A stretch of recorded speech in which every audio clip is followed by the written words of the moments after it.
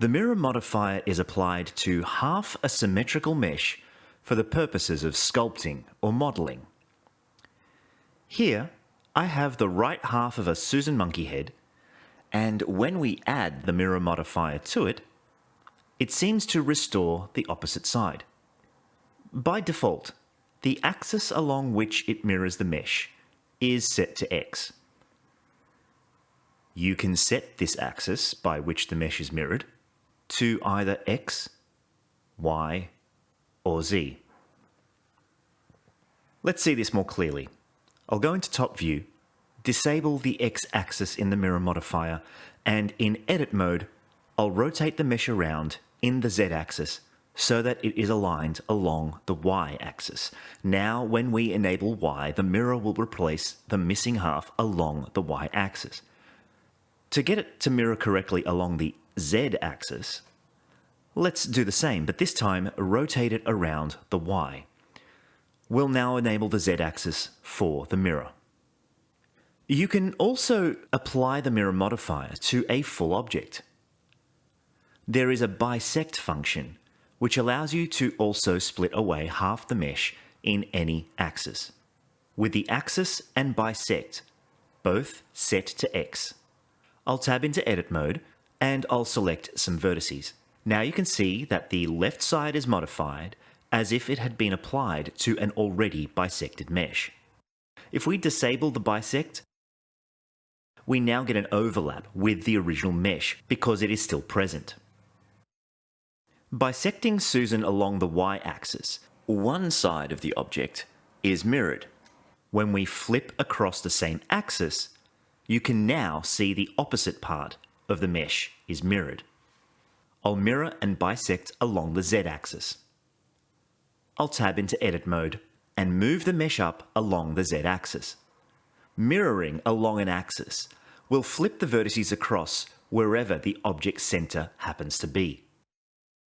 I'll return our axis and bisect settings to X and take a look at the mirror object settings. I have an empty already in the scene, so I will eyedropper select it.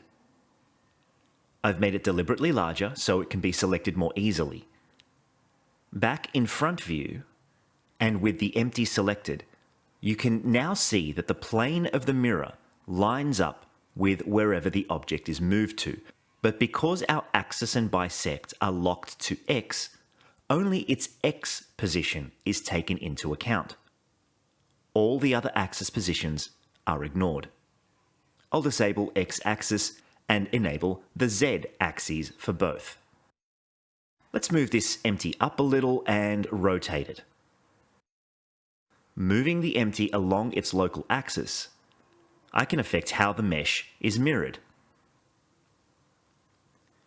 Let's now go back to a traditionally bisected mesh, mirrored along the X-axis. In edit mode, we'll move the mesh along the X-axis so a clear gap appears between the two halves. With clipping disabled, the mesh will pass through the plane and mirror on the opposite side were it to be moved along the X-axis.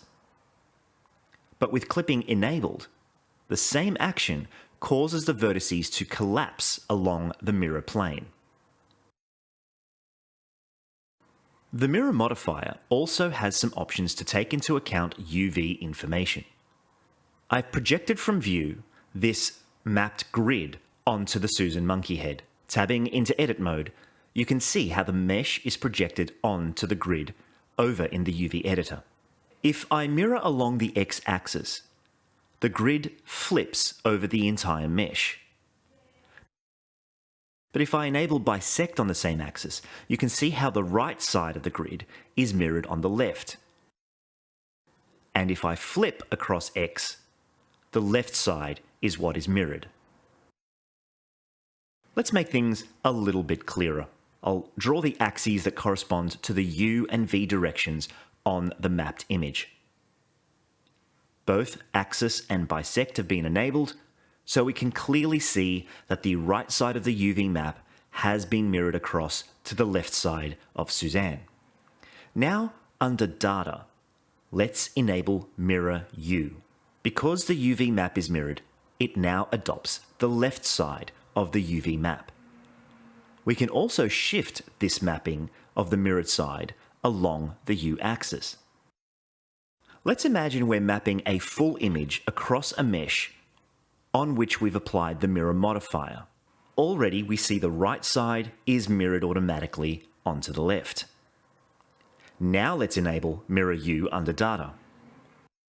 I'll tab into Edit mode to make this more obvious. You can see that only half the mesh has a UV unwrap, but the UV data is what is mirrored here, so the left side of the image is now what is mapped onto the mirrored side of the mesh.